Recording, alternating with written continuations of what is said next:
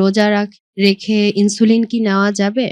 এতে কি রোজা ভেঙে যাবে? আমরা যে ইনসুলিন দিচ্ছি রোগীকে, এটা কিন্তু ইনসুলিন কিন্তু ওষুধ না এটা। এটা হচ্ছে আপনার শরীরে একটা হরমোন নাই বলতে আমার ডায়াবেটিস হয়েছে।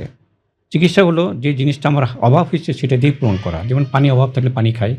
তেমনি ইনসুলিন অভাব থাকলে আমাকে ইনসুলিন দিতে হবে। কারণ ইনসুলিনকে আমি কখনো একটা ওষুধ ভাবি না এবং শক্তিবর্ধক কোনো উপাদানও ভাবি না। এটা একটা আমার নিজস্ব একটা শরীরের উপাদান। সুগার নিয়ন্ত্রণের জন্য আমরা ইনসুলিন দিতে হচ্ছে। সেক্ষেত্রে আমাদের এটা শক্তিবর্ধক কিছু না, খাবার কিছু না, মুখে খাচ্ছি আমরা।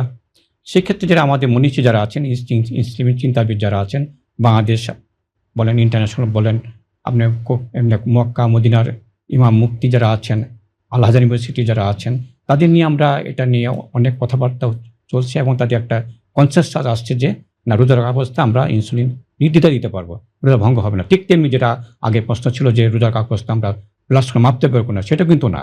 কারণ যেটা যে রক্তটা গড়িয়ে গড়িয়ে যায় সেটা মাকরু হয়, কিন্তু এটা যখন মাপি এটা তো গড়িয়ে গড়িয়ে পড়ে না। সো সেক্ষেত্রে সুগার মাপা এবং ইনসুলিন দেওয়া কোনোটাই আমার রোজা ভঙ্গ করবে না।